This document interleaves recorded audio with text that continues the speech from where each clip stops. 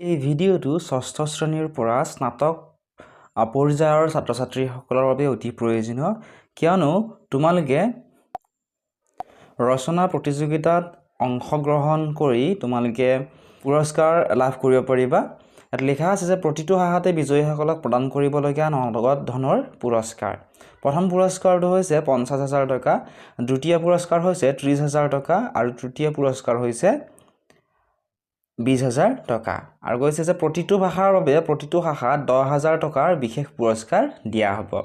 এতিয়া এই ধনটো কেনেকৈ পাবা বা কেনেদৰে কি কৰিব লাগিব, ক'ত জমা দিব লাগিব, গোটেইখিনি তোমালোক কৈ দিম। ভিডিঅ'টি শেষলৈকে চাই থাকিবা। ইয়াত চোৱা লিখা আছে দেশভক্ত তৰুণৰাম ফুকনৰ সোঁৱৰণত ৰাজ্যিক পৰ্যায়ৰ ৰচনা প্ৰতিযোগিতা। ইয়াত চোৱা তিনিটা শাখা আছে, ক শাখা, গ শাখা, খ শাখা আৰু গ শাখা। এতিয়া চোৱা ক শাখাত ষষ্ঠ শ্ৰেণীৰ পৰা অষ্টম শ্ৰেণীলৈ ৰচনাৰ বিষয় হৈছে তৰুণৰাম ফুকন জীৱন আৰু কৃতিত্ব। তোমালোকে অসমীয়াটো লিখিব পাৰিবা বা ইংৰাজীটো ৰচনাখন লিখিব পাৰিবা। আৰু শব্দৰ সৰ্বোচ্চ সীমা হৈছে 800, অৰ্থাৎ 800টা শব্দৰ ভিতৰত তোমালোকে লিখিব লাগিব।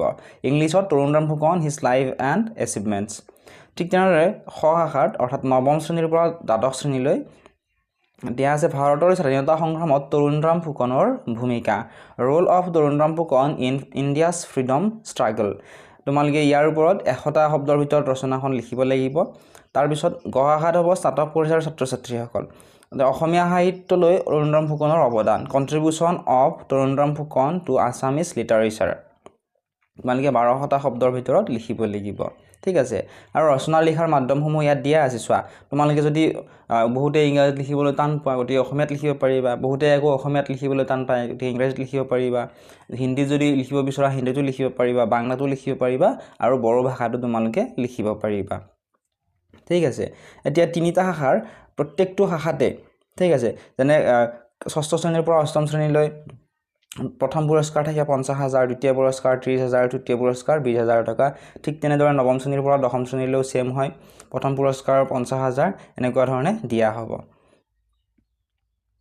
নেক্সট চোৱা কি দিছে, বিভিন্ন শাখাৰ ছাত্ৰ ছাত্ৰীয়ে লিখা শ্ৰেষ্ঠ ৰচনাসমূহ প্ৰতিখন বিদ্যালয় মহাবিদ্যালয়ে জিলা আয়ুক্তৰ কাৰ্যালয়ত জমা দিব লাগিব।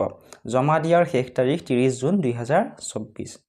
অৰ্থাৎ তোমালোকে 29 জুন তাৰিখৰ ভিতৰত বা 30 জুন তাৰিখৰ ভিতৰত তোমালোকে ৰচনাসমূহ লিখি তোমালোকৰ নিজৰ পঢ়া বিদ্যালয় বা মহাবিদ্যালয়সমূহত তোমালোকে জমা দিব লাগিব।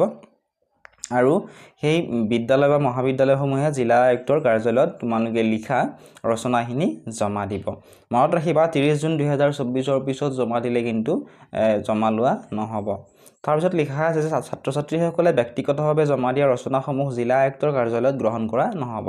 অৰ্থাৎ তোমালোকে যদি নিজাকৈ লিখি তোমালোকে ডাইৰেক্টলি গৈ জিলা আয়ুক্তৰ কাৰ্যালয়ত জমা দিবলৈ যোৱা তেতিয়া কিন্তু গ্ৰহণ নকৰে। তোমালোকে কি কৰিব লাগিব, ৰচনাখিনি লিখি মহাবিদ্যালয় বা মহাবিদ্যালয়ত জমা দিব লাগিব। তাৰপিছত লিখা আছে ৰাজ্যিক পৰ্যায়ৰ এই প্ৰতিযোগিতাখনৰ বিজয়ীসকলক অহা 28 জুলাই 2024 তাৰিখে গুৱাহাটীত কেন্দ্ৰীয়ভাৱে আয়োজন কৰা দেশভক্তি দিৱসত সম্বৰ্ধনা জনোৱা হ'ব আৰু নগদ ধনেৰে পুৰস্কৃত কৰা হ'ব। অৰ্থাৎ যদিহে তোমালোকে প্ৰথম পুৰস্কাৰ, দ্বিতীয় পুৰস্কাৰ বা তৃতীয় পুৰস্কাৰ তোমালোকে লাভ কৰিবলৈ সক্ষম হোৱা তেতিয়াহ'লে তোমালোকক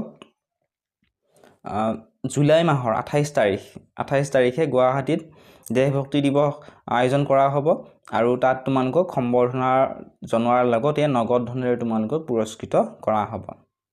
আশা কৰিছোঁ ভিডিঅ'টো চাই তোমালোকে অলপমান হ'লেও উপকৃত হ'লা। যদিহে ভাল পাইছা ভিডিঅ'টো লাইক কৰি দিয়াৰ লগতে চেনেলটো ছাবস্ক্ৰাইব কৰি দিবলৈ নাপাহৰিবা। ইয়াৰ ৰিলেটেড যদি তোমালোকৰ কিবা সুধিবলগীয়া থাকে কমেণ্ট ছেকশ্যনত তোমালোকে কমেণ্ট কৰি সুধিব পাৰিবা।